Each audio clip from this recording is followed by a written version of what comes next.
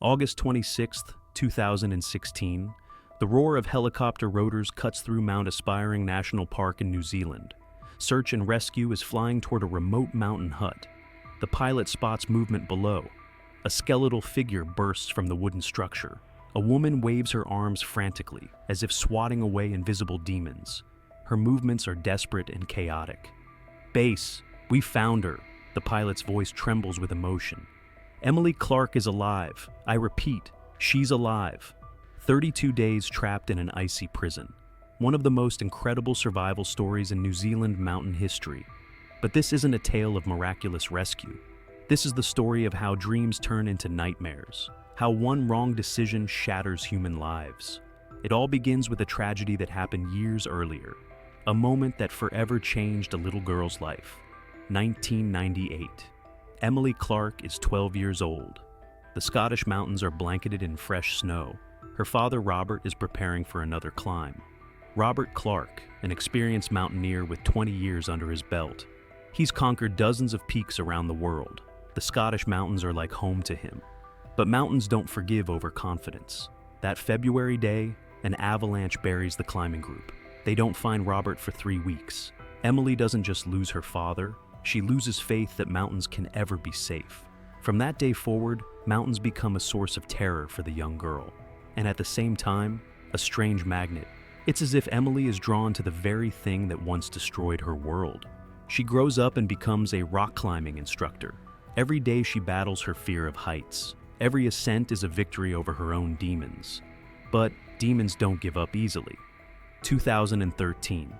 Emily is 27. She's leading a group of beginner climbers up Scotland's sheer cliffs. 30 meters up, panic hits her like a wall. Her hands shake. Her breathing becomes erratic. "Don't look down. Look at me." A stranger's voice sounds confident and calm. David Hunter hangs on the neighboring rope, 28 years old, with a grin that stretches from ear to ear. He helps Emily through her panic attack. His eyes shine with excitement and hunger for adventure. David sees challenge in the mountains, not danger. For him, every peak is a puzzle to be solved. Every climb is a game with fate, and he always wins. Emily is cautious and calculated. David is spontaneous and fearless. Opposites attract. But sometimes that difference in character becomes fatal. 2015 brings David a crushing blow. The construction company where he's worked for 5 years declares bankruptcy. His final paycheck never comes. Bills pile up like a snowball rolling downhill. David tries to find new work, but Scotland's construction market is going through rough times. Month after month, the money dwindles. He has to cut back on even the basics. "Don't worry, everything will be fine," David keeps telling his neighbor, Mrs. Mackenzie, when she spots the stack of unpaid bills on his table. He always says this phrase, even when there's nothing but bread and butter in the fridge. David sells his car, then his father's vintage guitar. But the most painful part, he has to give up his quality mountain gear. He buys cheap knockoffs online, Chinese imitations of famous brands. The main thing is not to give up, he convinces himself, examining the thin fabric of his new jacket. It looks almost like the real thing. Almost. When Emily suggests trying their luck in New Zealand, David sees it as a chance, an opportunity to start life over, forget about debts and failures, a country where anyone can find work and build a future. "This is our ticket to freedom," he tells Emily, flipping through tourist brochures. The photos show gleaming snow-capped peaks and emerald valleys, beauty that promises healing from all problems. February 2016, the plane touches down at Christchurch Airport. David and Emily step onto New Zealand soil with work visas and big plans. In their backpacks, everything they own. In their hearts, hope for a better life. "It's so beautiful here. The air is so clean." Emily can't contain her excitement during a video call with family. Outside the hotel window stretch endless plains bordered by mountain ranges. David studies maps and plans routes. The South Island seems like a massive playground to him. It has everything, from tropical beaches to glaciers, paradise for adventure lovers. "We'll find work and explore the whole island," Emily promises her family. "We have a whole year." They don't know that in 5 months, one of them will be dead, and the other will become a skeletal shadow, fighting for every breath in an icy wilderness. The first months in New Zealand go according to plan. David and Emily find work on farms, hard physical labor but steady income. They live in a small worker's cottage and save money for travel. David works on a dairy farm, gets up at 4 in the morning, milks cows, repairs fencing. The work is rough, but he doesn't complain. Every dollar earned brings them closer to their dream of exploring mountain trails. Emily gets a job on a sheep farm, shears wool, treats sick animals, helps with lambing. Her hands get covered in calluses, but she's happy. For the first time in years, she's not haunted by nightmares about mountains. On weekends, they explore the area, take short hikes, photograph themselves by waterfalls. Life is falling into place. Plans are becoming reality. By July, their plans change dramatically. Winter comes to New Zealand with unprecedented severity. The winter was abnormally harsh, explains meteorologist James Collins from the National Institute of Water and Atmospheric Research. Temperatures dropped to minus 20 degrees Celsius. For New Zealand, these are extreme readings. The Southern Alps transform into a white wasteland. 3 times more snowfalls than usual. Winds reach hurricane force. The mountains become inaccessible even to experienced climbers. The Routeburn Track, one of the country's most popular hiking routes, becomes a death trap. A trail that's usually safe for beginners now demands extreme preparation. The Department of Conservation issues warning after warning. They strongly recommend postponing all hikes. Avalanche risk reaches critical levels. Visibility often drops to 0.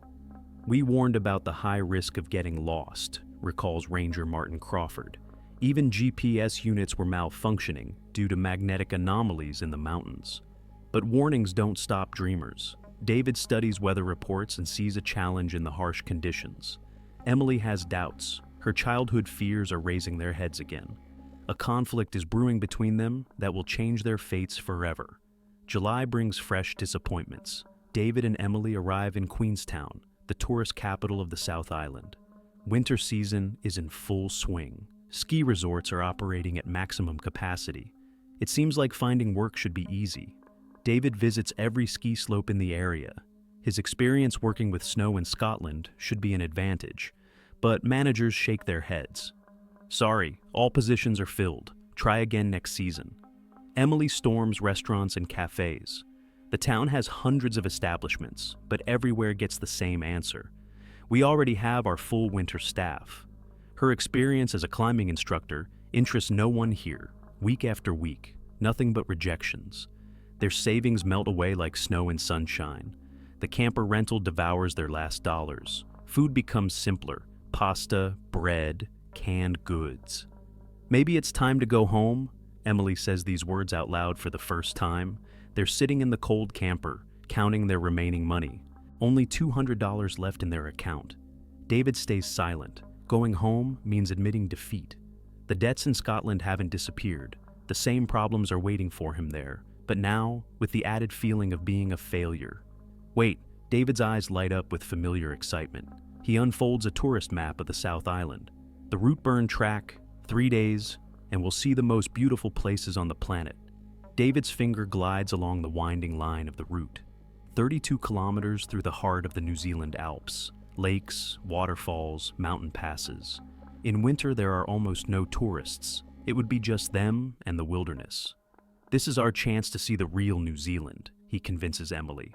"Then we can fly home with a clear conscience. We didn't come here for nothing." Emily feels that familiar weight in her chest. The mountains are calling her again. But this call smells of danger. The next morning, they arrive at the Department of Conservation office. Ranger James Morrison, a man in his 50s with a gray beard and kind eyes, greets them with caution. "The Routeburn Track in winter?" He raises an eyebrow.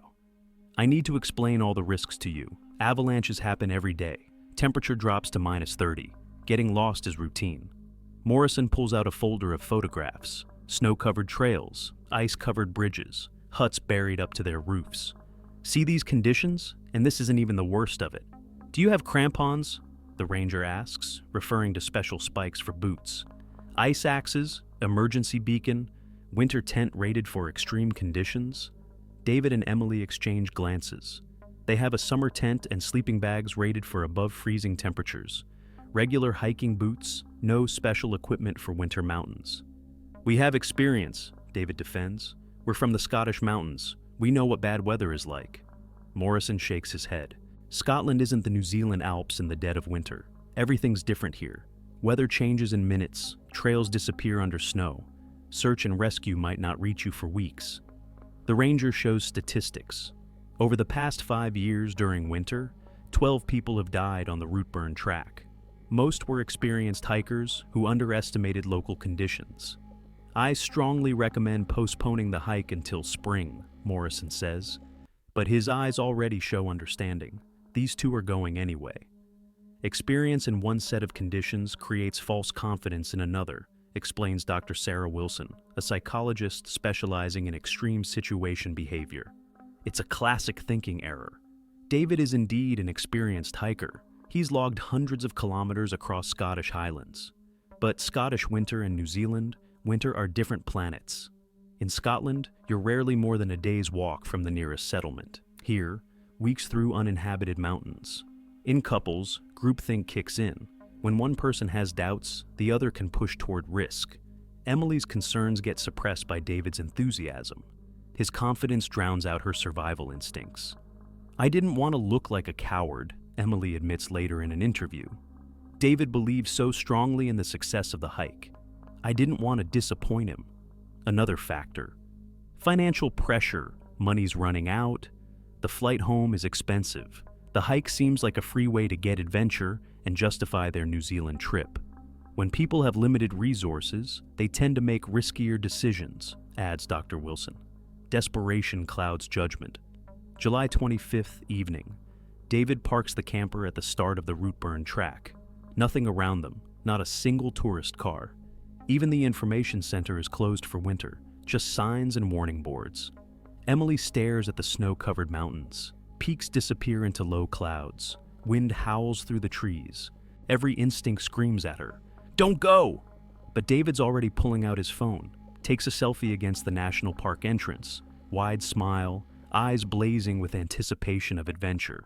"Tomorrow the Routeburn track, winter, snow, adventure," reads the caption on his final Instagram post. The photo racks up likes within minutes. Comments pour in one after another. "Be careful, guys. It's really dangerous there in winter. You legends, good luck on the hike. Can't wait for beautiful photos." David reads the responses and grins. Friends back in Scotland are jealous. They're sitting in grey offices while he's about to conquer the New Zealand Alps. A moment of glory is worth any risk. This was David's last social media post. In a few hours, his phone would lose signal. And in a few days, go silent forever. Emily packs her backpack. Her hands are shaking, but not from cold. She knows, in the morning, they'll cross a line with no way back. July 26th, 7:30 a.m. The GPS navigator marks the starting point, minus 44 degrees latitude, 168 degrees longitude. Air temperature, minus 8 Celsius. Northwest wind, 15 meters per second. David and Emily shoulder their packs and take the first step onto the trail. Snow crunches under their boots. The air is crystal clear. Each breath burns their lungs. David walks ahead, breaking trail through the drifts. The first 2 hours go almost perfectly. The trail is well marked. The ascent is gradual, no steep sections. David keeps stopping to photograph Emily against the snow-capped peaks. She smiles for the camera, but her eyes betray tension. "Look at this beauty." David points to the mountain panorama. Peaks rise toward the sky like Gothic cathedrals. Sunlight plays across the snow in millions of diamond sparkles. This really is one of the most beautiful places on Earth. By noon, visibility starts deteriorating. Low clouds creep along the slopes. Wind picks up. First signs of approaching bad weather. "Let's move faster," David urges. The hut isn't far now. But mountains are deceptive. Distances here get distorted by thin air and the whiteness of snow. What seems close turns out to be kilometers away. By 6 in the evening, they finally reach Falls Hut. The wooden structure is almost completely buried in snow. Only the door and one window are visible above the drifts. Inside, it's cold as a cellar, but it's still shelter from the wind. David opens the visitor registration book. The last entry is dated March, 7 months ago. He writes their names in large letters. David Hunter, Emily Clark, July 26, 2016. They are the only ones on the entire 32-kilometer route, complete isolation in the heart of the New Zealand Alps. Emily pulls out a notebook and pen. The habit of keeping a hiking diary has stayed with her since childhood. Her father taught her to record each day: weather, route, impressions. Day 1. Made it to the first hut. There really is a lot of snow, but we can still walk. The trail disappears in places, but landmarks are visible. She pauses, chewing the pen tip. Outside, wind howls. The hut creaks under the gusts. David's in great spirits, making plans for tomorrow, wants to reach Mackenzie Hut in one day, says the worst is behind us. The last sentence comes with difficulty. Her instinct whispers, the worst is just beginning. But she doesn't want to ruin David's mood with her fears. Tomorrow we'll find out if I'm right. Emily finishes writing and closes the notebook. David heats canned soup on a portable gas stove. They eat dinner in silence, listening to wind hurling snow against the hut walls. Outside the window, impenetrable darkness. Weather will improve, David says confidently. Tomorrow will be sunny. Emily nods, but anxiety grows inside her. Mountains don't forgive overconfidence. Her father told her this before every climb. July 27th. Emily wakes to a thunderous crash. Wind tears something off the hut roof. Outside the window, a white wall of blizzard. Temperature has dropped to minus 15 degrees. David, look at this. She shakes her sleeping partner awake. David rubs his eyes and peers outside. Visibility doesn't exceed a few meters. Snow flies horizontally, creating hypnotic white chaos. Nothing serious, he says, but his voice doesn't sound as confident as yesterday. We'll wait a couple hours. The blizzard will calm down. They eat breakfast, play cards, read books. But the storm doesn't calm down. On the contrary, it intensifies. By noon, wind reaches hurricane force. This is the critical point, explains climber Rob Hall from Queenstown Rescue Services. Experienced hikers turn back in conditions like these. Doesn't matter how much effort and time you've already invested. But David and Emily aren't experienced climbers. They're weekend hikers. Beginner psychology kicks in. Once you start, you have to continue to the end. Stopping feels like failure. At 2 p.m., the blizzard weakens slightly. David seizes this opportunity. Pack up. Now's our window of good weather. David, maybe we should wait until tomorrow. Emily stares at the raging elements. It's hard to call this a window of good weather. Tomorrow could be even worse. While we can see at least 5 meters, we need to move. They pack their belongings and leave the life-saving shelter. This is the last time David will be in a warm building. Within half an hour, it becomes clear. This was a mistake. The trail completely disappears under fresh snow. Marker posts are buried to their tops. GPS shows coordinates, but without visible landmarks, they're just numbers on a screen. David and Emily circle the slope, trying to find the route continuation. Every step is a struggle. Snow caves in under their feet. Wind knocks them down.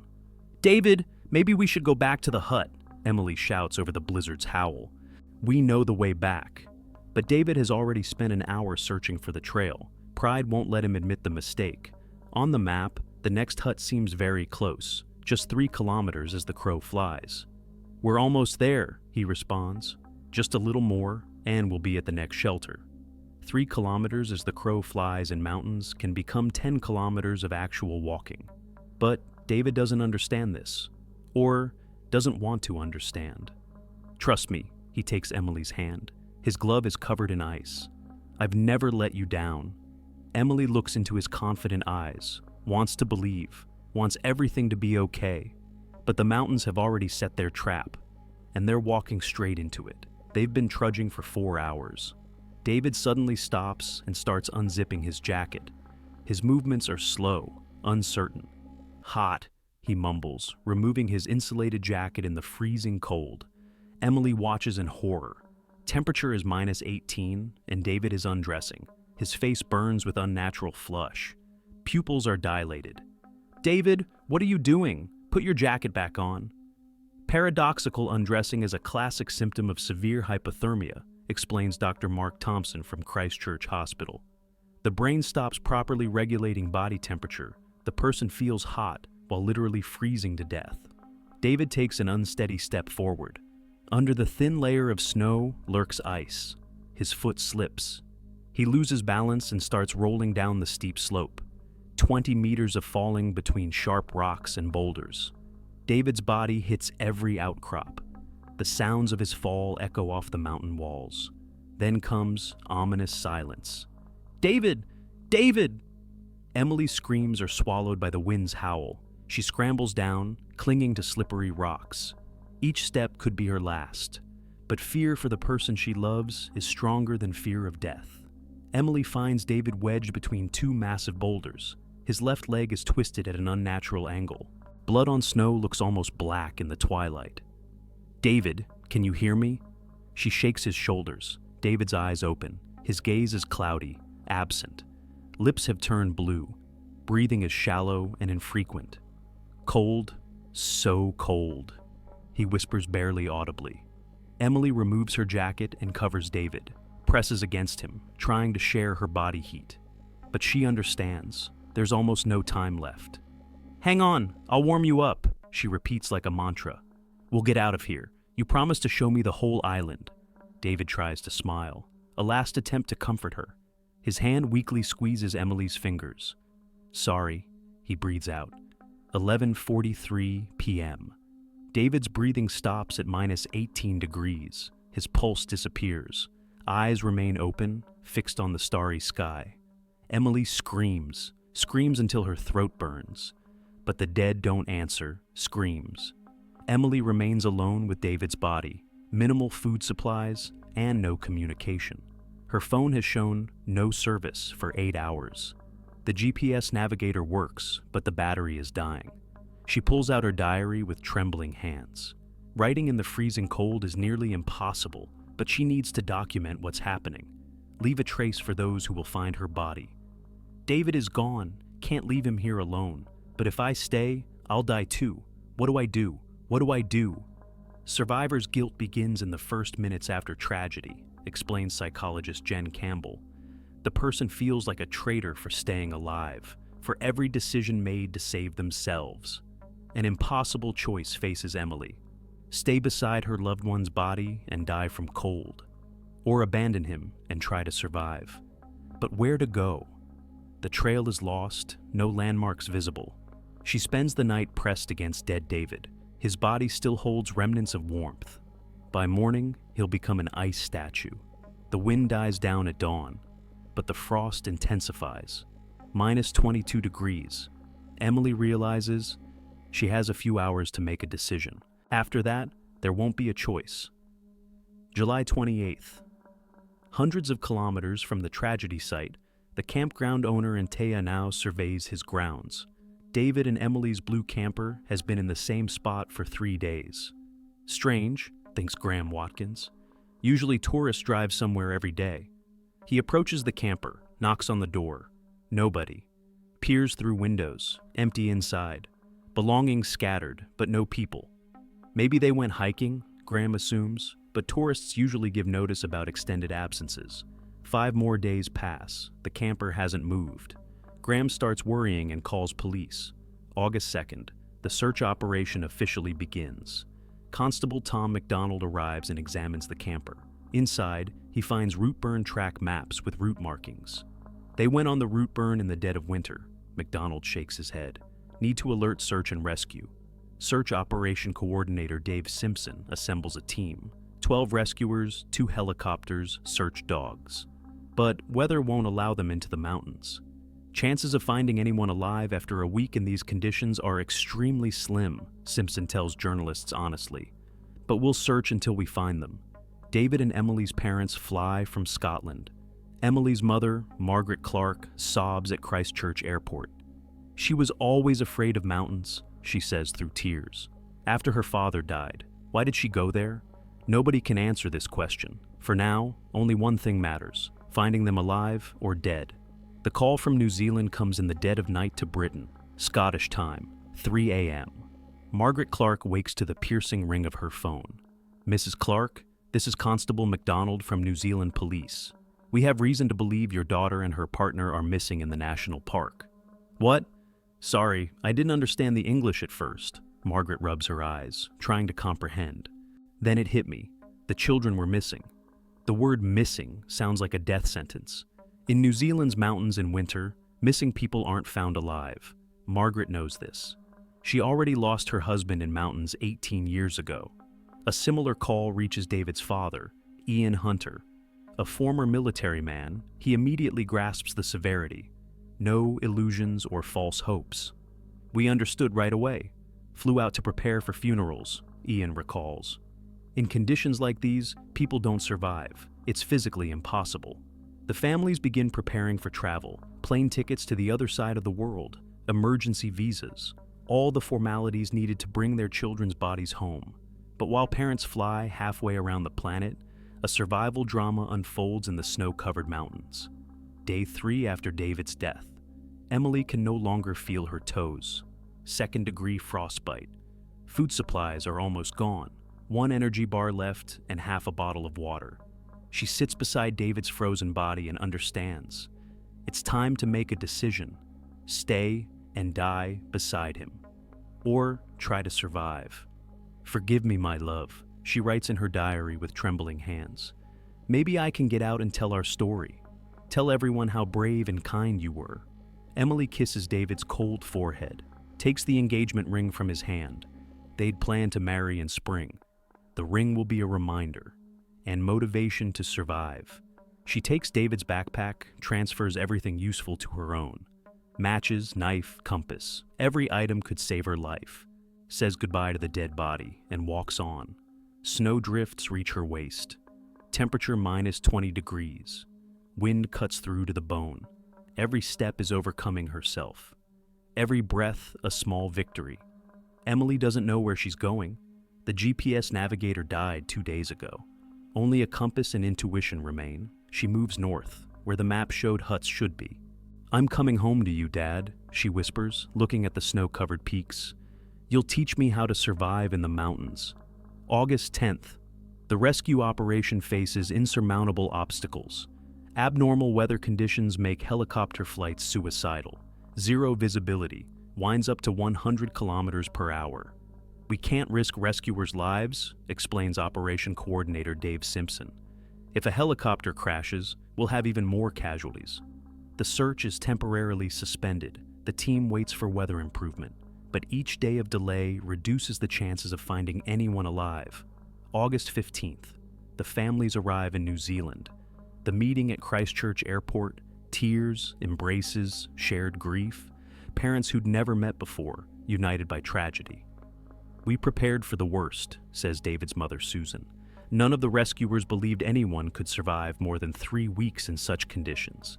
Statistics are merciless. In the last 20 years in New Zealand's Alps, there hasn't been a single case of winter survival longer than 5 days. The human body simply can't withstand extreme cold without adequate equipment. The families check into a hotel near rescue operation headquarters. They wait for news. Prepare to identify bodies, make plans for repatriating remains.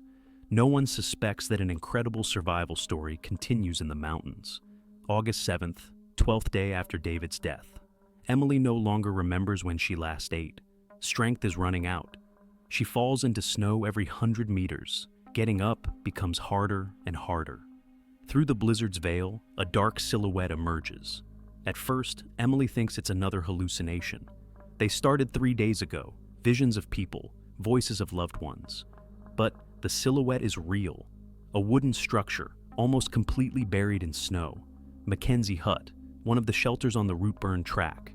Emily digs out the door with her hands. The lock is frozen, but the door gives way. Inside, life-saving warmth. -5 instead of -20 outside. "Found the hut," she writes in her diary, barely holding the pen in her frozen fingers. "There are canned goods, tea, firewood. Maybe I really do have a chance." The hut is equipped with everything needed for survival. Canned beans, oatmeal, powdered milk, gas stove and fuel canisters, warm blankets and sleeping bags. Emily lights the stove with trembling hands. First warmth in 2 weeks. She cries with relief. Tears freeze immediately on her cheeks, but they're tears of hope. Long weeks of fighting for life still lie ahead. But now she has shelter, food, a chance to wait for rescue. "David, I found refuge," she whispers, staring into the fire. "Now, I'll definitely tell our story." August 26th. Rescue helicopter pilot Mark Taylor takes off on another reconnaissance flight. 30 days of searching have yielded no results. The operation has become a formality, searching for bodies, not living people. "It was a routine reconnaissance flight," Taylor recalls. "We didn't expect to find anyone alive after a month in the mountains. Honestly, we were already looking for corpses." The helicopter circles Mount Aspiring's slope. Below, a white wasteland with occasional dark spots of huts. Taylor automatically surveys each structure through binoculars. Mackenzie Hut looks as always, buried in snow with barely visible chimney. But something catches the pilot's attention, movement near the entrance. "When I saw the figure by the hut, I couldn't believe my eyes," Taylor continues. "First thought it was a deer, then realized it's a person." Emily bursts from the hut, waving her arms frantically. Her movements are desperate and chaotic. 32 days of solitude have driven her to the edge of madness. She screams, though she can't be heard over the rotor noise. "Base! We found her! Emily Clark is alive! I repeat, she's alive!" The pilot's voice trembles with emotion. In 30 years of rescue service, he's seen many miracles. But this surpasses everything. The helicopter lands 50 meters from the hut. Medic James Cowley is first to reach Emily. She collapses into his arms, sobbing. "Emily was extremely emaciated but conscious," Cowley recalls. Her first words were, "Find David. He's there, in the mountains. Please find him." The medic quickly examines Emily. Severe exhaustion, mild frostbite on fingers, dehydration. But vital functions are stable. Incredibly, she's survived. "We're flying to the hospital," Cowley says, wrapping Emily in warm blankets. "Everything will be okay. You're safe." The call to the hotel comes at noon. Search Operation Coordinator Dave Simpson personally delivers the news to the families. "We found Emily. She's alive." Silence in the room lasts several seconds. Then, an explosion of emotions. Margaret Clark screams, cries, laughs simultaneously. "It was like resurrection from the dead," she remembers. "I'd already buried my daughter in my heart. And then, she's alive. A miracle." But joy mixes with pain. Emily is saved, but David is gone. The Hunter family gets confirmation of their worst fears. "We cried from happiness and grief at the same time," says David's father, Ian. "Emily survived, but my son died. Complex feelings." All families rush to Queenstown Hospital. The meeting with Emily, tears, embraces, unanswered questions. She tells them about David's final days, how he fought until the end. August 27th. The rescue team finds David's body exactly where Emily indicated. It's perfectly preserved in the icy cold. The search operation is officially concluded. The Hunter family can finally bury their son. The Clark family can embrace their living daughter. Dr. Patrick O'Neill from Queenstown Hospital examines Emily in intensive care. Test results surprise the medical team.